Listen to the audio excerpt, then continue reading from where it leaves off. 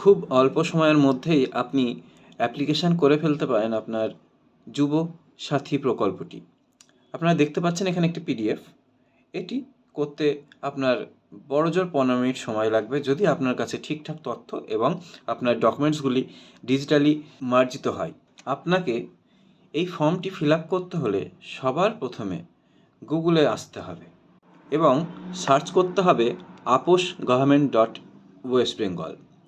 এটি খোলার পরেই আপনি দেখতে পাবেন এখানে কতগুলি তথ্য আপনার কাছে রাখতে হবে, যেমন মাধ্যমিকের রেজাল্ট বা সার্টিফিকেট, অ্যাডমিট কার্ড, আধার কার্ড, ভোটার কার্ড, পাসবুক। এগুলি পিডিএফ লাগবে 300 কেবির মধ্যে এবং সিগনেচার ফটো কিংবা কাস্ট সার্টিফিকেট থাকলে এটি লাগবে আপনার ফটো সিগনেচার 50 কেবির মধ্যে এবং বাকিগুলি 300 কেবি পিডিএফের মধ্যে আপনাকে রাখতে হবে।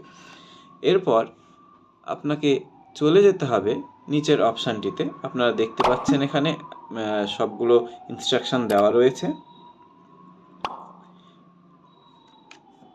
আপনার সিগনেচার এবং ফটো অবশ্যই এটি পিএনজি কিংবা জেপিজি ফরম্যাটের মধ্যেই হতে হবে এবং এরপরে আমরা চলে যাব অ্যাপ্লাই অনলাইনে।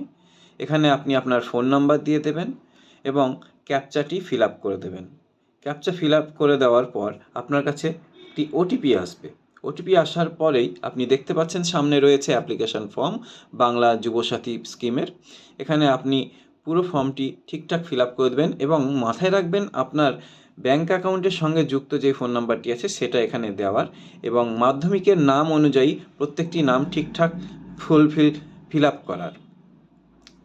পাচ্ছেন আমরা সবকটি ফর্ম ফিল আপ করে দিলাম এবং ডকুমেন্টস এর নিচে সেলফ ডিক্লারেশনে আপনাকে চেক বক্সে চেক করতে হবে এবং ফাইনাল সাবমিট করা হলে আপনি দেখতে পাবেন আপনার একটি অ্যাপ্লিকেশন ফর্ম দিয়ে দেওয়া হয়েছে এবং পাশে দেখুন ব্লু বাটনে অ্যাপ্লিকেশন ফর্মটিতে ক্লিক করলে আপনি দেখতে পাবেন আপনার ফর্মটি রেডি হয়ে গেছে এবং এটি প্রিন্ট আউট রেখে দেবেন এবং এইখানে দেখবেন দুয়ারে রেজিস্ট্রেশন বলে একটি অংশ রয়েছে প্রথমেই।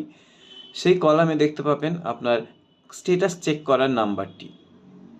তো অবশ্যই ধন্যবাদ। এতদূর যদি ভিডিওটি আপনি দেখে থাকেন আমাদের চ্যানেলটিকে সাবস্ক্রাইব করবেন এবং সঙ্গে থাকবেন কর্মবার্তার। আমরা এরকম আরও ভিডিও আনতে চলেছি এবং বিভিন্ন কর্মের বিজ্ঞপ্তি আপনারা এখানে পেয়ে যাবেন। তো ধন্যবাদ।